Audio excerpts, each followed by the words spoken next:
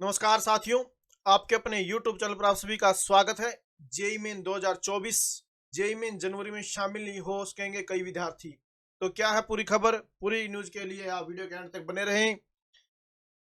JEE main के आवेदन में हो रही त्रुटियों के करेक्शन से कई विद्यार्थी परेशान है। स्थिति यह हो गई कि कई विद्यार्थी जेईई मेन जनवरी परीक्षा में शामिल होने से वंचित रह सकते हैं।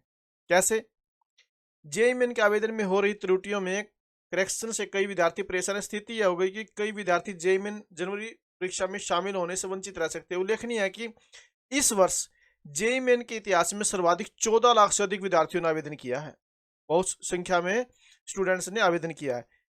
कैरियर काउंसलिंग एक्सपर्ट ने बताया कि जेईई मेन आवेदन के दौरान कई चरणों में विद्यार्थियों से शुल्क ले लिया गया है।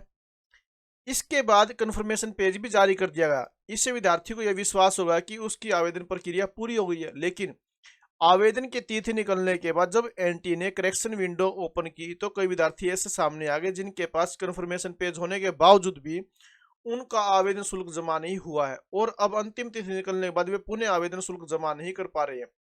इन विद्यार्थियों का कहना है कि एनटी की तरफ से इस संबंध में कोई ईमेल के माध्यम से जानकारी भी नहीं दी गई है।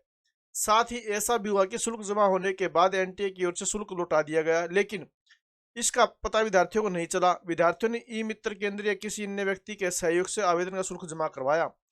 कंफर्मेशन पेज आने के बाद विद्यार्थी निश्चित होकर चले गए, लेकिन 2-4 दिन बाद इन विद्यार्थियों को शुल्क उसी अकाउंट में वापस कर दिया गया और विद्यार्थी के नंबर पर कोई जानकारी नहीं दी गई।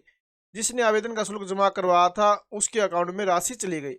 आपस में संवाद नहीं होने की स्थिति में विद्यार्थी इससे अनभिज्ञ रहे और अपनी परीक्षा देने का अवसर गवा दिया। अब करेक्शन के दौरान जब ये स्थितियां सामने आ रही है तो विद्यार्थी परेशान है। उनके पास फीस भुगताना कोई समय नहीं है। इस संबंध में विद्यार्थी एनटी से संपर्क भी कर रहे हैं। फोन व ईमेल के माध्यम से प्रयास किया जा रहा है, लेकिन एनटी तरफ से कोई बातचीत नहीं हो पा रही है। अब ऐसे विद्यार्थी असमंजस में है कि वे परीक्षा दे सकेंगे या नहीं दे सकेंगे।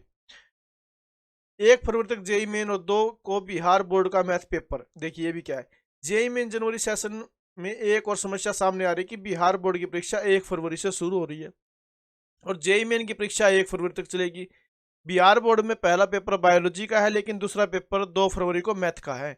ऐसे में विद्यार्थी जिन्होंने जेईई मेन और बोर्ड की परीक्षा के लिए अलग अलग राज्य का चयन किया हुआ है वे परेशान हो गए। विद्यार्थियों का कहना है कि उन्होंने बिहार के बाहर के राज्य के परीक्षा शहरों का चुनाव किया।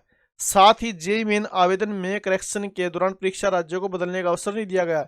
ऐसे में ये विद्यार्थी असमंजस में है कि दोनों परीक्षा के मध्य कैसे सामंजस्य बिठा सकेंगे। कम समय में इतनी लंबी यात्रा नहीं हो सकेगी। तो ये भी स्टूडेंट्स के सामने समस्या आ रही है। तो ये थी जानकारी। अगर आपको जानकारी पसंद आई तो प्लीज आप वीडियो को लाइक जरूर करें, अधिक से अधिक शेयर करें और चैनल सब्सक्राइब जरूर करें। Thank you very much.